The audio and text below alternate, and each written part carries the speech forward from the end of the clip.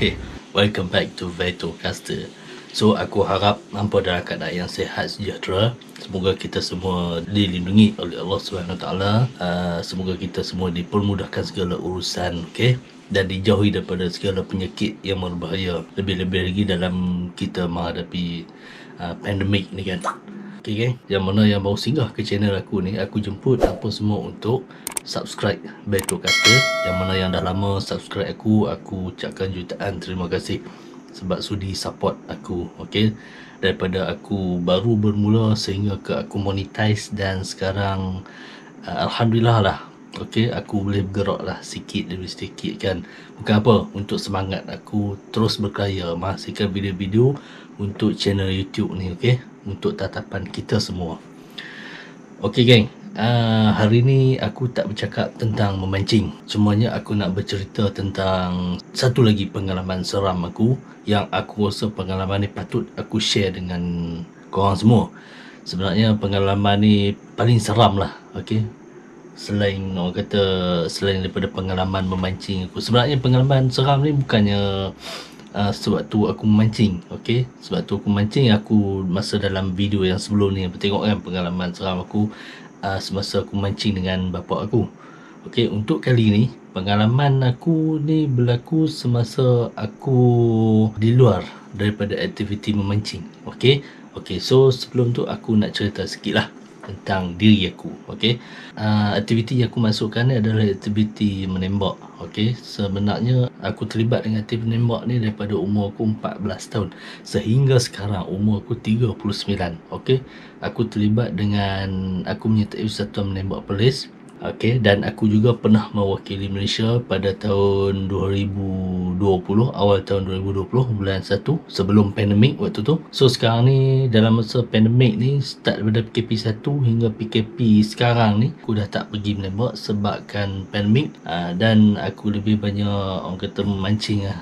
Okay, memancing. So itu aktiviti utama aku sekarang ni, okay, selepas menembak. Okay, peristiwa ni berlaku pada tahun 2014, di mana masa tu aku dan tim aku sedang membuat persediaan atau persiapan untuk menjadi tuan rumah. Waktu tu Perlis menjadi tuan rumah acara SUKMA, okay, Sukan Malaysia. Okay, so kami ni terlibat dengan sukan menembak. So kami ni lebih kepada preparation untuk sukan menembak lah. Okay, kami masa tu 2014 tu, bangunan utama ataupun kompleks menembak utama Satuan Menembak Perlis baru siap sepenuhnya dan sedang melakukan beberapa fasa persediaan untuk persiapan SUKMA. So kami semua banyak habiskan masa di lapang sasar baru tu. Okey, banyak berkampung di situ, bermalam di situ, banyak lakukan aktiviti seperti makan-makan, okey, barbecue dekat kelab menembak tu, dekat kompleks baru tu. Masa tu pegawai-pegawai yang terlibat dengan SUKMA daripada KL, okey, daripada luar dah banyak dah masuk dan dah datang. So adalah kami ni dalam berbelas orang jugalah yang terlibat secara keseluruhan, okey, berbagai posisi. Yang bermalamnya tu adalah dalam beberapa orang daripada kami, ingat dalam 10 orang macam tu lah kot. So dalam beberapa hari lagi sebelum SUKMA, acara kemuncaknya, persiapan antara persiapan akhir tu, kami bermalam di lapang sasar menembak Perlis. So bila bermalam ni, tahulah macam-macam lah aktiviti yang kita cuba nak buat kan. Kena pula waktu tu adalah waktu musim durian dekat negeri Perlis. Banyak durian-durian kampung yang fresh kan. So kami punya lapang sasar tu berada berhampiran dengan dusun-dusun. Dekat kalau apa tahu, lapang sasar menembak Perlis ni dekat Bukit Ayak, antara Taman Ular Perlis dan juga Bukit Air. So kami lapang sasar tu berada di antara situlah. Okey, so kawasan tu kebanyakannya dusun. Okey, so bila musim durian, musim buah-buahan, memang heaven lah kat situ. Okey, alright, so bila sampai satu malam ni, kita dah berkampung, dah beberapa malam dah kita berkampung. Ada satu malam ni kami cuba nak meraihkan sahabat kami, iaitu adalah ada 2-3 orang daripada KL yang jaga bilik senjata api ni. Dia orang nak makan durian, okey, nak makan durian. So bila dia orang suarakan keinginan macam tu, kami cuba untuk nak penuhi hajat dia orang tu. Okey, dia orang nak makan durian. Kebetulan musim durian. So kami cuba atur satu aktiviti untuk pergi ambil durian dekat dusun. Kebetulan kapten nembak kami ada dusun dekat kawasan tu. Okey, so kami pun berbincang dan pergi untuk ambil durian. Okey, maksudnya tunggu durian luruh di dusun dia pada malam tu. So kita pun ada yang bersenjata kan. Biasalah kami satu buat polis, ada yang ada lesen apa semua, yang ada senjata sendiri, bawa lah untuk orang kata sambil-sambil lah kan. Okey, so malam tu lebih kurang pukul 10-11 malam lebih kurang lah anggaran aku pun tak pernah ingat sangat dah, tapi lebih kurang lah. Kami awal tu kami dah makan dah nasi lah, lauk-lauk lain semua yang dibekalkan. So ini acara sampingan. Lebih kurang pukul 10-11 malam tu kami pakat lebih kurang dalam 7 ke 8 orang naik satu pickup pergi ke dusun yang berhampiran, dusun Cikgu Duduk, tak jauh mana pun. Okey, jalan ke Bukit Ayak tu. So kita orang pergi, okey, tinggal lah kami punya Setiausaha Club, okey, di Lepas Sasa untuk tunggu beberapa orang lagi lah untuk tunggu peralatan yang ada. Okey, so kami gerak ke dusun Cikgu Idrus. Dan dusun Cikgu Idrus dia ada dua bahagian. Satu bahagian bawah, satu lagi bahagian atas. Bahagian atas ni korang kena macam hiking sikit lah naik. Okey, lepas tu adalah hutan-hutan sikit di atas sana. Okey, so bila sampai dekat dusun tu, kami bagikan pada dua bahagian. Satu bahagian tunggu di bawah, satu bahagian akan naik atas. Okey, separuh akan naik atas. Okey, so kami pun mulalah gerak. So sebenarnya bahagian atas ni dia ada satu laluan tau, laluan di mana orang kampung selalu naik laluan tu untuk ke dusun bahagian atas, dan juga ada hutan dalam tu. Adalah bekas-bekas orang kata unggun api yang pernah ditinggalkan dulu. Okey, ada periuk-periuk lama kan yang orang tak usik pun kawasan tu. So kami melalui kawasan tu dan pusinglah kami round cari durian pada malam tu kan. Okey, so lama jugalah kami border dekat atas tu. Okey, cari durian, adalah beberapa biji yang kami dapat. Dalam masa sejam kami border dekat atas tu, kami sampai masa kami nak turun balik dekat bawah tu, tiba-tiba laluan yang kami lalu tu, okay, kami biasalah laluan tu memang sebenarnya kami dah biasa dah laluan tu. Okay, tapi pada malam tu kami patah balik ikut laluan yang sama. Beberapa kali kami jumpa spot yang ada tapak unggun api yang lama tu. Okay, korang boleh bayar tak? Okay, faham tak maksud aku? Maksud aku, korang patah balik jumpa yang aku cerita tadi, yang tapak unggun api yang lama tu, ada periuk lama tu. Okey, kami lalu kawasan tu dan tak sampai ke bawah. Seolah-olah macam kami masuk lagi dalam kawasan hutan. Kami tak pusing pun kawasan tu. Okey, kami berjalan lurus ke jalan yang orang kata yang kami dah naik tadi ni. So bila lama kelamaan jumpa lagi tapak tu. Bila lama kelamaan jumpa lagi tapak tu. Jadi bila dah 2-3 kali kami pusing dan jumpa, jalan lagi, jumpa lagi, jalan lagi, jumpa lagi. Padahal tempat tu memang sangat familiar lah bagi kami ni. Okey, satu tu je tapak unggun api yang lama tu. Mustahil lah untuk jumpa sampai 3-4 kali. Ni 3-4 kali kami cari jalan keluar dan jumpa tempat yang sama. Maksudnya kami pusing-pusing situ, pusing-pusing jumpa situ, pusing-pusing jumpa situ. Jadi kami pun dah mula rasa pelik. Pak orang kami tu ada yang pak orang kami tu adalah yang pandai sikit lah kan, bab orang kata perubatan ni kan. Jadi dia pun dah kata dah, masa tu dia kata kita ni dah kena main dah ni. Okay. So bila dia cakap kita ni dah kena main, so faham lah. So bila kami pusing jalan lagi, jumpa lagi tempat yang sama, kami tak teruskan perjalanan. Kami duduk dekat situ, ada yang isap rokok, ada yang baca-baca. Okay, lebih kurang kami relax dalam, aku ingat dalam 5 minit kot, 5 minit. Lepas 5 minit tu kami ada satu brother ni dalam grup kami cakap, jom kita turun. Okay, so bila kami bergerak daripada situ, terus jumpa jalan turun, terus jumpa jalan keluar. So apa yang berlaku tadi sebenarnya? Itu yang menjadi tanda tanya kat aku sampai ke hari ni. Apa yang berlaku tadi sebenarnya? Memang yang pertama, laluan tu memang kami sangat familiar. Bukan kami baru sekali naik jalan tu, laluan tu naik ke situ, bukan sekali, tapi dah banyak kali dah kami lalu kat situ. Okey, sebab yalah aku terlibat dengan serta nembak ni dah lama. Dusun kapten aku pun dekat situ. So memang aku kerap lah ke situ. Tapi malam tu adalah malam yang pelik. Okey, sampai 3-4 kali kami pusing jumpa tempat yang sama. So benda tu menjadi tanda tanya dekat aku sampai ke hari ni lah. So kami teruskan keluar dan kami alhamdulillah jumpa jalan keluar. Dan sampai ke bawah, kami cari grup-grup yang awal tadi tak ada. Rupanya dia orang duduk dalam kereta. Itu bila dah kami sampai barulah mereka keluar. So mereka pun bercerita dekat kami. Sebenarnya dekat bawah tu lagi dahsyat, dia orang kena ganggu. Okey, dia orang 4 orang kat bawah tu. Dia orang dengar macam ada benda terbang di atas mereka, tapi mereka tak nampak. Benda terbang dengan bau, kalau tak silap aku, bau wangi kat kawasan mereka tu. Dan mereka dengar bunyi seolah-olah ada benda terbang dekat atas mereka. Okey, itu yang menyebabkan mereka semua masuk dulu dalam kereta tu. So kami pun tak cerita panjang dekat situ.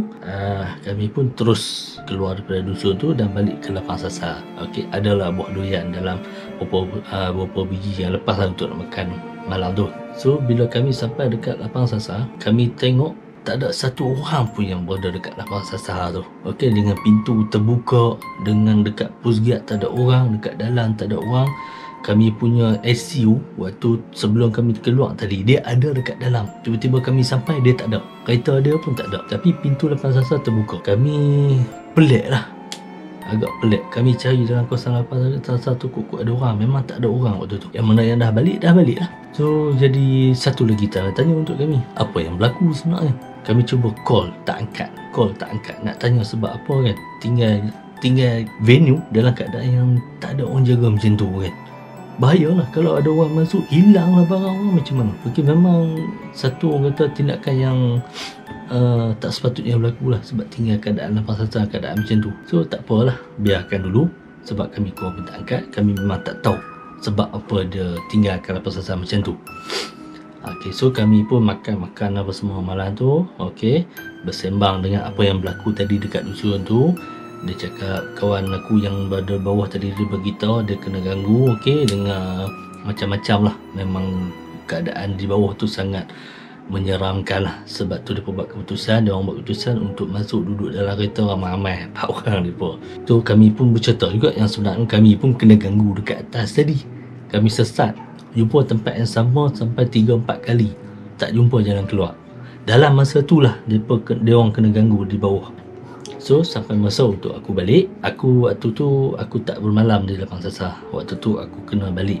Tapi yang bermalam adalah dalam 5-6 orang yang bermalam di lapang sasar malam tu. So malam tu aku kena balik. Sebelum tu aku dah bermalam kan. Tapi malam tu aku cuma lepak-lepak dengan mereka dan aku kena balik. Pintu pagar sentiasa bertutup. Okay, so bila aku nak balik, aku tarik pintu pagar. Biasalah pintu pagar bangunan baru kan, of course dia akan lancar lah, tutup buka, tak boleh sangkut-sangkut. Okay, tapi malam tu aku tarik dengan lancar. Tiba-tiba aku nak tutup balik pintu pagar tu, aku tak boleh tutup. Aku tarik sekuat hatiku sampai ke sudah aku tak boleh tutup pintu pagar tu. Agak mustahil lah, pintu pagar baru aku dah tak boleh tutup. Padahal sebelum tu pun memang buka tutup dengan senang, tak ada masalah. So pagar tu memang tak ada masalah. Tapi malam tu aku nak tutup balik tu memang tak boleh. Aku cuba tarik sekuat-kuat hatiku, memang tak boleh. Jadi aku nak buat macam mana? Pintu pagar aku nak kena tutup. Dalam masa aku berfikir macam mana aku nak tutup pagar tu, aku dengar lagi bunyi kain di atas kepala aku. Memang aku tak tengok lah. Okay, dalam masa yang sama aku dah mula cering dan aku masuk balik dalam kereta dalam keadaan pintu pagar tak bertutup dan aku shoot balik. Kau bayangkan keadaan aku waktu tu. Aku boleh kata agak dia bila kau dah cering kan, kau seorang dekat situ yang berempat pulas nak tarik pintu pagar, yang kawan-kawan aku di dalam, diorang mengharapkan aku tutup pagar tu. So bila aku masuk, aku pun tak fikir banyak. Aku terus shoot kereta aku sampai dekat kangak. Sebelum sampai kangak tu aku dah tak fikir apa dah. Aku duduk risau dalam kereta aku kan. Aku tengok cermin belakang aku, cermin pandang belakang aku, cermin sisi aku, takut-takut ada benda yang ikut kan. Biasalah bila kau dah mula rasa seram, mula rasa takut ni, kau akan fikir macam-macam. So sampai dekat kangak, aku call member aku yang dalam tu, yang dekat lapang sasar tu. Aku beritahu, "Weh, aku kena ganggu. Pintu pagar pun aku tak boleh tutup tadi." Patut dia pun heran, pasal apa Wandi tak tutup pintu pagar kan. Sebenarnya aku dah kena kacau. So adalah mereka pun boleh tarik. Mereka boleh tarik dengan senangnya pagar tu. Okay, so keesokan harinya, so aku balik macam rumah, alhamdulillah tak ada apa yang berlaku di rumah, tak ada benda yang ikut lah. Okay, so kebesokan harinya aku pergi lagi ke lapang sasar untuk teruskan aktiviti persiapan semua aku tu. Kami bersembang lah tentang apa yang berlaku semalam. Okay, dan dalam masa yang sama pun kami jumpa balik SU kami. Kami tanya ada sebab apa hang lari, sebab apa hang tinggal lapang sasar kat macam tu kan. Dia tak bagi tahu. So, korang nak tahu tak bila dan macam mana aku boleh tahu kau sebenarnya yang SU aku tu boleh lari? Okey, itu pun selepas seminggu. Okey, selepas semua pun dah berlangsung apa semua, kami tanya direct, dia tak bagi tahu. Okey, rupanya dia dah bercerita dekat kami punya kapten menembak. Kapten aku bercerita dekat kami semualah yang terlibat pada hari tu. Dia bercerita kata SU sebenarnya lari sebab dia nampak ada benda lintas depan lapang sasar. Bangunan lapang sasar aku tu, dia dinding depan tu dia cermin tau. Dari dalam nampak luar, daripada luar nampak dalam. Dinding dia cermin. So dia berada dalam bilik tu, bilik yang dinding cermin tu. Okay, so bila dia berada dalam tu, bila dia berkeseorangan, tiba-tiba dia nampak ada benda putih lalu di luar tu. Lalu sambil tengok dia dengan rupa tak ada rambut panjang. So sebab itulah dia lari, tak sempat tutup pintu utama lapang sasar dan terus keluar, tinggal lapang sasar kosong, tak ada orang jaga. Alhamdulillah tak jadi apa, tak ada kehilangan, tak ada kecurian apalah pada malam tu. Sebab mungkinlah lepas dia lari tu kami pun balik. So itulah cerita ataupun pengalaman yang berlaku pada satu malam. Okey, berapa kali aku sesat dengan di bawah kena ganggu, di lapang sasar kena ganggu, sampai aku nak balik kena ganggu. 4 kali kami diganggu dalam satu malam. Memang agak orang kata horror lah, memang agak huru-hara lah malam tu. Sebab ya, aku balik rumah pun tak boleh tidur dengan nyenyak. Yang dekat lapang sasar tu pun ada yang tak boleh tidur dengan nyenyak. Okey, tak pernah lagi lah berlaku sehebat tu lah dekat aku pada malam tu. Dan tak ada seorang pun yang nampak benda yang ganggu kami malam tu, kecuali SU kami itu saja yang nampak benda tu lintas. Dia paling tengok dia daripada luar dengan rupa tak ada. Ini adalah pengalaman yang sebenar yang aku sendiri alami, dan juga kawan-kawan aku yang 9 ke 10 orang tu, semua tu boleh jadi saksi untuk cerita aku pada malam ni. Okey geng, itu saja pengalaman seram aku yang aku nak kongsikan dekat korang semua. Semoga apa yang baik korang ambil lah, apa yang buruk korang tinggalkan. Okey, semoga kita semua menjadi insan yang orang kata yang sentiasa takutkan Allah Subhanahu Wa Taala. Hanya Allah saja yang berhak ditakuti, bukan makhluk lain. Tapi hakikat dia macam yang aku kongsikan ni lah kan. Perasaan takut tu kita datang dan kita tak nak elak. Okay, apapun kita cubalah yang terbaik untuk kehidupan kita. Dan yang mana sekali lagi aku nak jemput apa untuk subscribe channel aku Vetocaster. Dan insyaAllah aku akan cuba cari lagi bahan-bahan yang konten-konten yang lebih menarik untuk aku kongsikan dengan korang semua. Yalah, musim KP ni aku tak boleh nak pergi mancing sangat kan. So ini sajalah yang aku boleh buat untuk tatapan penonton semua. Okey, yang mana yang mau singgah ke channel aku dengan rasa rendah diri, jemput korang semua untuk subscribe channel aku Vetocaster. Yang mana yang dah subscribe, aku ucapkan ribuan terima kasih kerana sudi support channel aku. Okey, Vetocaster ni. Okey geng, setakat itu dulu video aku kali ini, dan kita berjumpa di next edisi. Okey, semoga kita semua sentiasa dilindungi. Jadilah insan yang sentiasa bersyukur. Okey, Assalamualaikum. See ya.